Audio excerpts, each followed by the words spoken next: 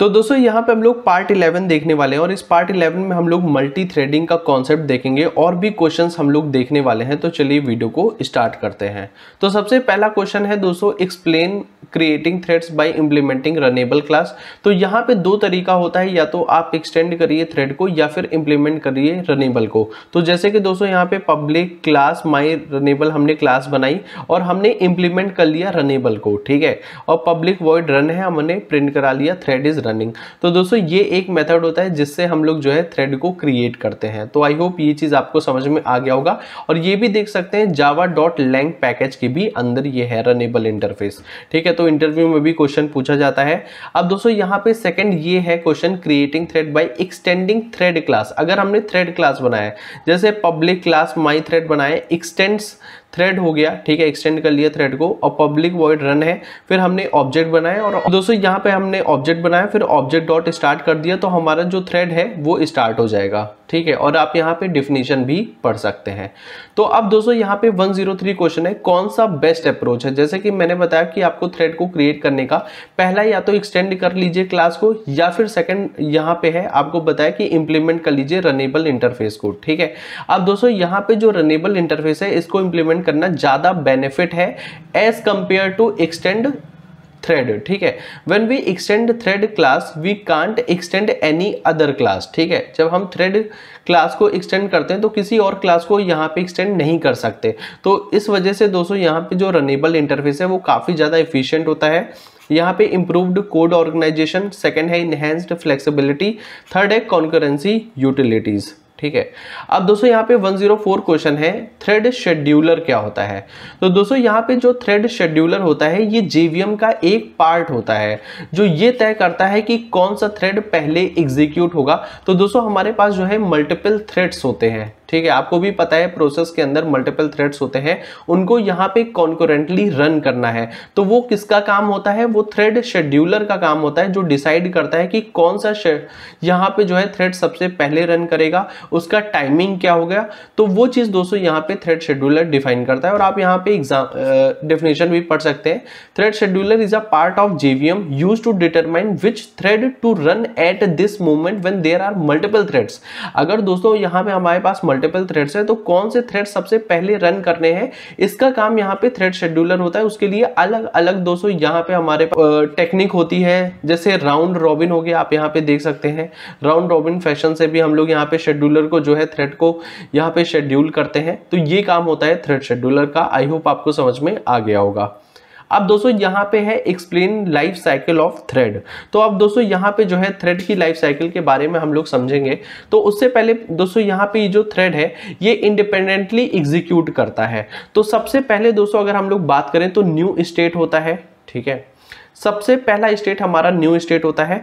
तो जब हमारा यहाँ पे ऑब्जेक्ट बनता है थ्रेड का, सपोज दोस्तों न्यू कीवर्ड की हेल्प से हम लोग ऑब्जेक्ट बनाते हैं। तो अगर आप पीछे जाएंगे और आप यहाँ पे देखेंगे तो यहाँ पे thread T equal to new thread, आप देख सकते हैं न्यू कीवर्ड की हेल्प से हमने थ्रेड बना लिया, ठीक है। तो यहाँ पे हमारा जो है थ्रेड एक ऑब्जेक्ट बन गया।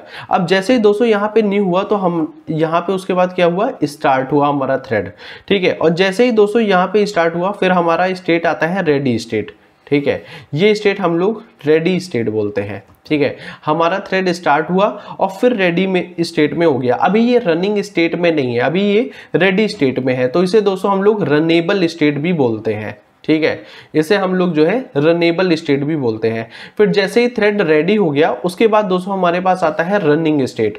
अब दोस्तों यहाँ पे कोई भी थ्रेड रनिंग स्टेट में तब जाएगा जब थ्रेड शेड्यूलर यहाँ पे डिफाइन करेगा कि हाँ ये वाला जो थ्रेड है ये अब जो है इसे रनिंग स्टेट में डालना है। और रनिंग स्टेट के बाद दोस्तों यहाँ पे जो है जब ये रन करेगा उसके बाद हमारा क्या होगा, ये डेड स्टेट में चला जाएगा। मतलब जो थ्रेड है उसके बाद जो है ये डेड आ जाएगा।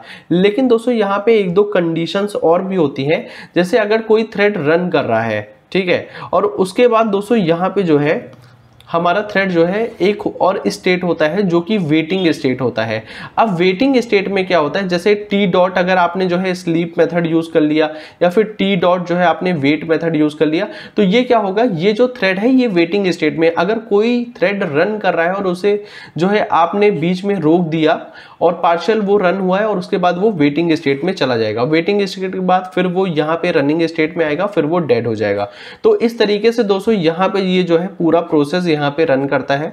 और आप दोस्तों यहाँ पे जाके इसकी डिफिनीशन भी पढ़ सकते हैं, जैसे न्यू हो गया, रनेबल स्टेट हो गया, फिर रनिंग स्टेट होता है, फिर वेटेड, ब्लॉकिंग, स्लीप स्टेट होता है, फिर लास्ट में डेड स्टेट होता है। आई होप ये चीज आपको समझ में आ गई होगी।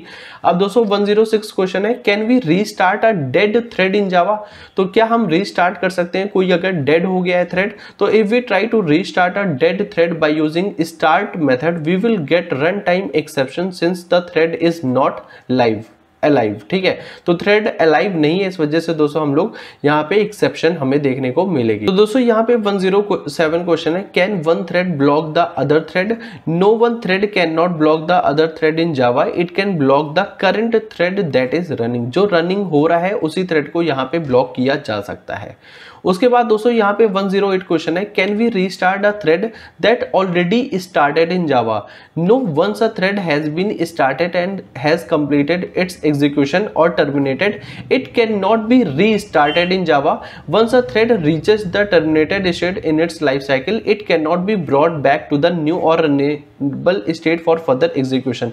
If you need to perform a similar task again you typically create a new instance. तो दोस्तों अगर जो आपका पहले थ्रेड आपने क्रिएट किया था अगर वो एग्जीक्यूट होके कंप्लीट हो गया है तो दोस्तों उसके बाद आप जो है उसे फिर से थ्रेड को एग्जीक्यूट नहीं कर सकते। उसके लिए आपको फिर से न्यू कीवर्ड की हेल्प से एक नया थ्रेड क्रिएट करना पड़ेगा, फिर वो एग्जीक्यूट आप कर पाएंगे। ठीक है, अब दोस्तों यहाँ पे 109 क्वेश्चन है, what happen if we don't override run method?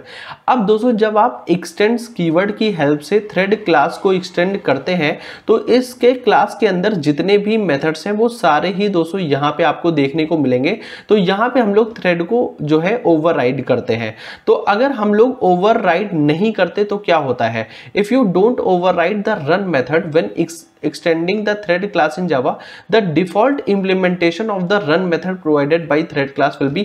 अगर आपने इसका override नहीं किया run method को तो जो हमारा thread class ऑलरेडी पहले से Java के अंदर है वो वाला यहाँ पे रन हो जाएगा। ठीक है, और कुछ भी यहाँ पे यूजफुल वर्क नहीं हो पाएगा। the thread will start but won't perform any useful work. ठीक है, तो आई होप ये चीज आपको समझ में आ गई होगी।